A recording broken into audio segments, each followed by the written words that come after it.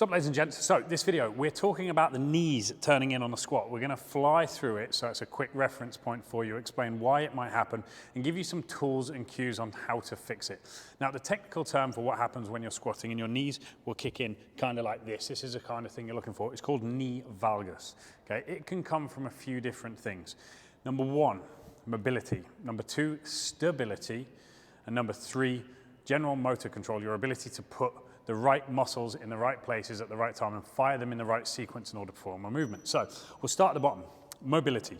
Now, very, very often, one of the things that will create a poor squat or poor technique or poor mechanics in a squat is the ability to dorsiflex the ankle. Now, dorsiflexion essentially is the knee coming towards the toe.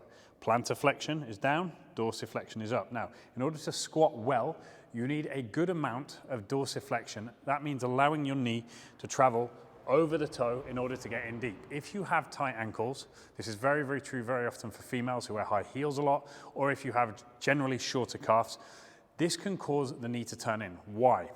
Because if we get down to this point and our knee can no longer travel over the toe, what will happen is we will actually internally rotate to create a greater range of motion here, okay, and allow that knee to travel forward. So as we're coming down, ankle hits its limit, knee will come in to allow you to sit further into that movement. So option number one of one of the things we want to work on is that ankle mobility. Now, how do we do that? Number one, foam rolling. Get yourself a hockey ball, golf ball, or a foam roller and roll your calf and your soleus before you squat. That's really, really going to help. You can also do that once or twice per day, long term, in order to maintain good, healthy ankle mobility.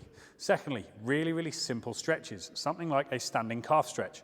Up against a wall, 1 foot behind you, and then push up against that wall whilst trying to keep your heel driven down into the ground like so. You want to hold that for between a minute and 1:30 seconds at a time, again 2 to 3 times a day.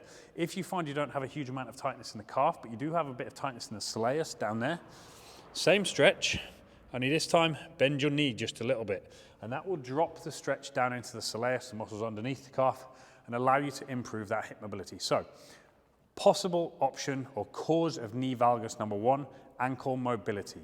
The remedy, stretch and foam roll. While you're training as well, you can also make sure you add the right exercises to your training plan. In order to promote better ankle mobility, a great option is a front foot elevated split squat. So I'll put my foot up here.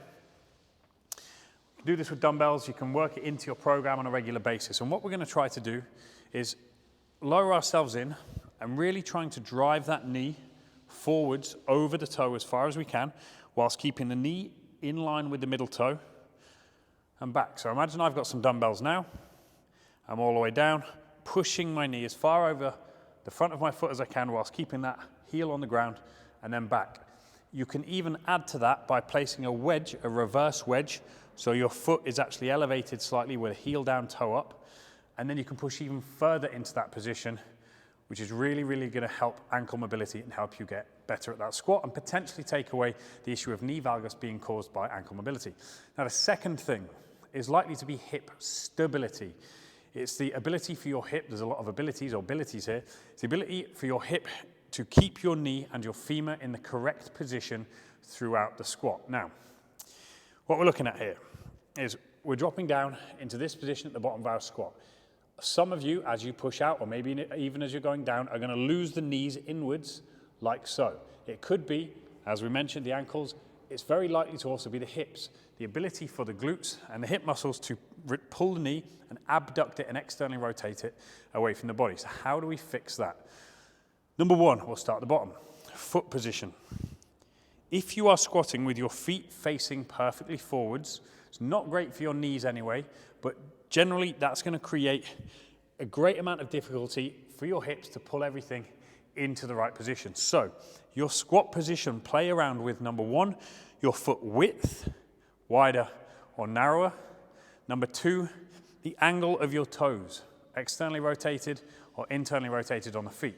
For me, about shoulder width apart with my toes turned out to around 45 degrees, possibly more, allows me to sit into a much more comfortable, safer, more stable position. Okay, and in this position, My knees are not naturally trying to fall in because my toes are facing forwards. That is the first port of call. Secondly, very simply, cues, mental cues. Tell yourself, push your knees out. Say it out loud if you need to. It sounds weird, but it can work. Dropping down, push your knees out, push your knees out, push your knees out, all of the time.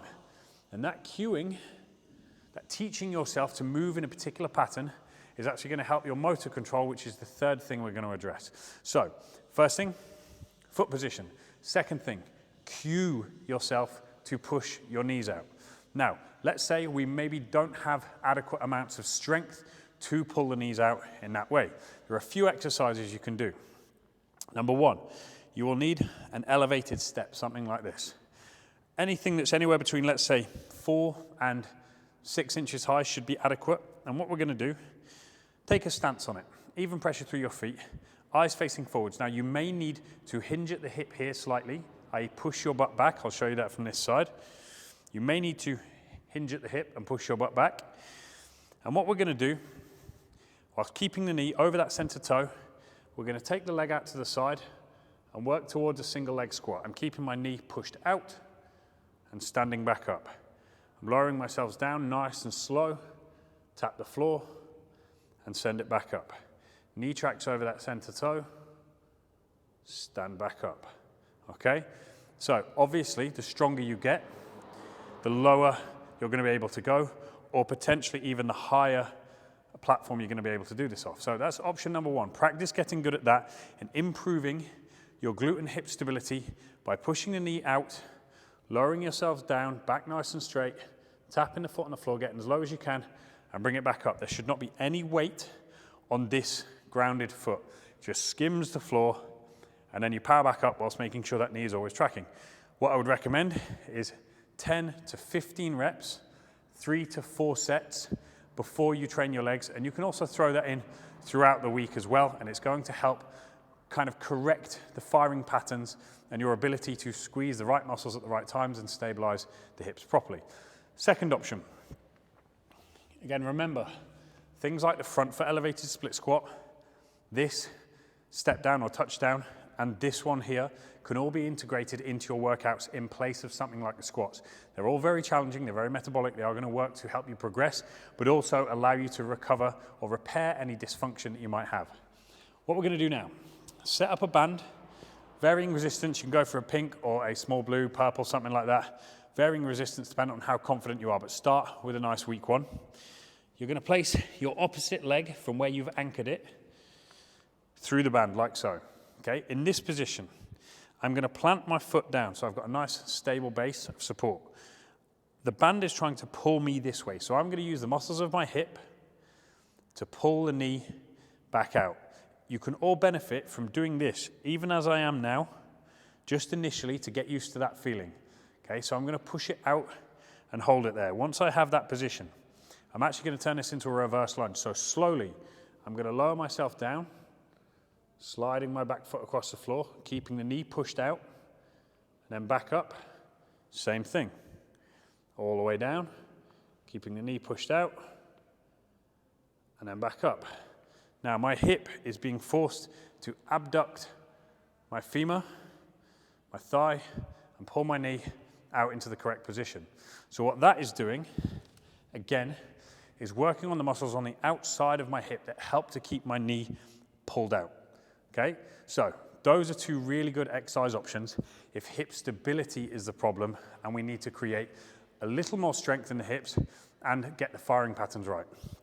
So to summarize this, what we want to be doing, number one, check your ankles. Are your ankles lacking mobility? If so, foam rolling, stretching, and front foot elevated split squats, integrate them into your workout, pushing your knee as far over the toe as possible. Or alternatively, you can even do elevated split squats with a wedge under your foot, and the same thing applies. Drive your knee over that toe. Then, if it may not be the ankle, we're going to move up a little bit. It could potentially be hip stability. If it's hip stability, we're going to do a couple of exercises. Number one, a touchdown, small platform, super slow, pushing the knee out, making sure you're stabilizing the hips, and then power back up. We're going to go 3 sets of 10 to 15 during a leg workout, but again, can be done 2 or 3 times a week. And then a reverse lunge with a band from the opposite side around your knee, and then super slow eccentrics on that reverse lunge. This is going to help to improve your mobility and improve the stability on your body, and hopefully get the muscles firing properly in the right places so your motor skills are going to improve. This is a very brief summary on how to identify and fix knee valgus, kicking the knees in. Start with your foot stance and toe position, ankle mobility, then hip stability. Integrate these exercises into your workout.